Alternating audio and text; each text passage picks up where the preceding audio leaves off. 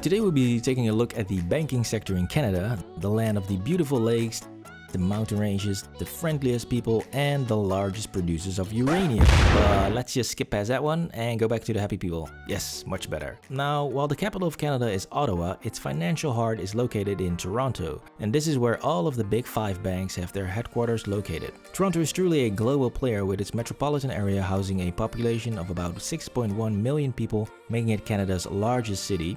Last year, the sixth largest bank paid almost $10 billion US in taxes, and the financial sector as a whole contributes 6.7% to Canada's GDP.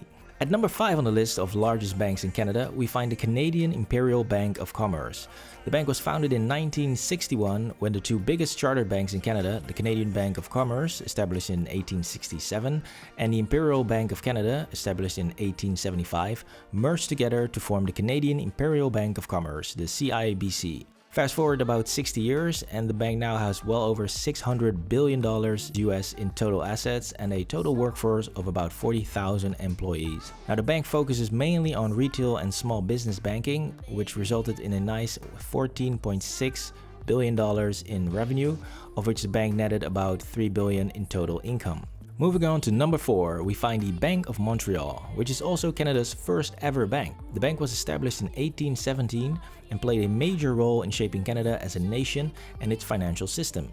One way in which the bank achieved this was by issuing Canada's first ever paper currency in the form of this $20 Canadian banknote. People could then exchange this note at the bank for silver or gold. At this time, there really wasn't a uniform banknote.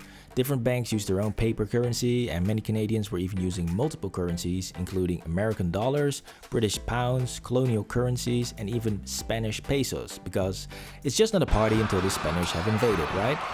They were everywhere. Currently, the Bank of Montreal has its headquarters in Toronto, and the bank has a total asset pool of around $743 billion US. Now, last year, the bank made about $70.8 billion in total revenue and netted about $4.5 billion.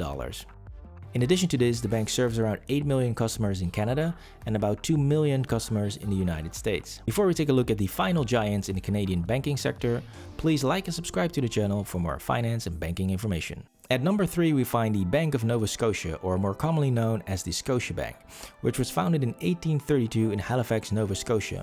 But in 1900, the bank packed up its belongings, booked a train, and traveled the full 1,150 miles to Toronto to set up its new headquarters over there. In the post-World War II economic boom, Scotiabank was pioneering some very interesting new products and policies.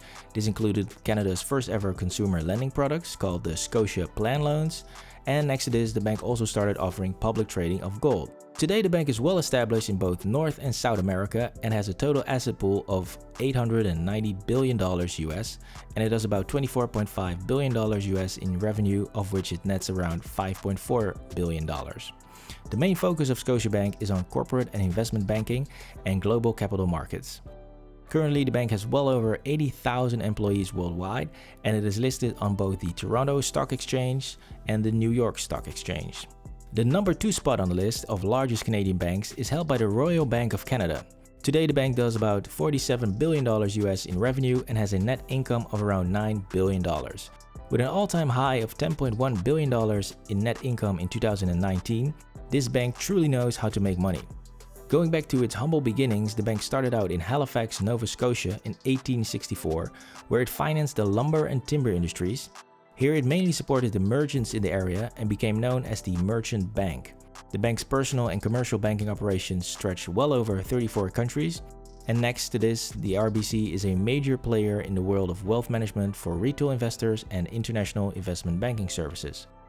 The Royal Bank of Canada is listed on the Toronto Stock Exchange, the New York Stock Exchange, and yes, even on the Swiss Stock Exchange. I guess this allows for some nice deductibles for some alpine skiing. At the top of the list, we find the biggest bank in Canada with the very fitting name, the Toronto Dominion Bank, which came into existence in 1955, when the Bank of Toronto and the Dominion Bank merged to create the beautiful behemoth that is now TD. For a more accurate origin story, we have to travel a bit further back, one whole century to be exact, to 1855, when the Bank of Toronto was founded by a group of millers and merchants. The most exciting milestone is reached in 1960 when Toronto Dominion Bank purchases its first ever computer. Nowadays, the bank has many more computers and services over 25 million customers worldwide. The bank does about $42 billion US in revenue, of which it gets to keep around $9.3 billion. With a total asset pool of $1.34 trillion US and over 90,000 employees worldwide, the Toronto Dominion Bank ranks at the number 5 position in the whole of North America. This completes the list of the top 5 biggest banks in Canada. Please like and subscribe to the channel for more finance and banking information. Take care.